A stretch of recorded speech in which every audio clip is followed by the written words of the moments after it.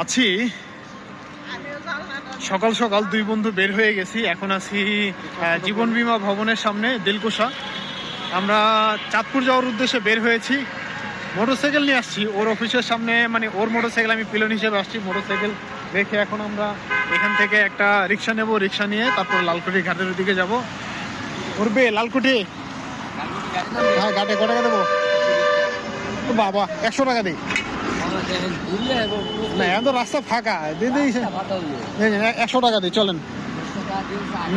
না, চা নাহলে একসাথে খেলাম, সেটা সমস্যা নেই। 100 টাকা দেবো, চলেন। বিসমিল্লাহ। রক্ত করতে হবে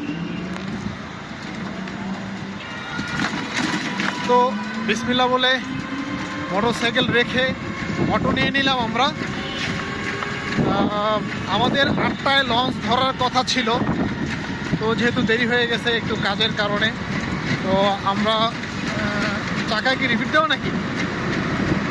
আচ্ছা, অটো রিক্সার চাকাটা একটু বাড়ি খেতেছি। আর যেটা বলতেছিলাম, 8টায় আমাদের লঞ্চ ধরার কথা ছিল, বাট কাজের কারণে আমাদের দেরি হয়ে গেছে। এখন আর যে চাঁদপুরে লঞ্চ হচ্ছে প্রতি আধা ঘন্টা পর পরে একটা করে লঞ্চ আছে, রাতে প্রায় 12:30 পর্যন্ত। এখন গিয়ে কয়টা বাজে? 8:30+। সামনে যেটা পাবো রানিং লঞ্চ, ওটাতে উঠে যাব। আমাদের কোনো নির্দিষ্ট কোনো ইয়ে নাই যে ওই লঞ্চেই যাইতে হবে, এমন কোনো চিন্তা ভাবনা নাই। যেটা পাবো ওইটাতেই চলে যাব। মূলত আজকে আমাদের ট্যুরের প্ল্যানটা হইলো, চলতেছে, হ্যাঁ চলতেছে, দেখতে হয় মাঝে মাঝে। মূলত আজকে আমাদের ট্যুরের মূল প্ল্যানটা হলো লঞ্চ ভ্রমণ করা। চাঁদপুরে আহামরি দেখার মতো কিছু নাই। চাঁদপুরের যে 3 নদীর মোহনাটা আছে, যে পার্কটা আছে, তারপর হচ্ছে রেল স্টেশন, 1 মিনিট আইসক্রিমের দোকান, আর কি আছে নর্মালি ওইখানে দেখার মতো? ইলিশের যে বাজারটা আছে, ইলিশের কী বলে, আড়ত, ইলিশের আড়ত। এছাড়া ওইখানে চাঁদপুরের তেমন কিছু দেখার কিছু নেই। আশেপাশে যা কিছু আছে আমরা দেখবো। ঘন্টাখানিকের ভিতরে আমাদের মনে করি যে ঘোরাঘুরি হয়ে যাবে 1-2 ঘন্টার ভিতরে।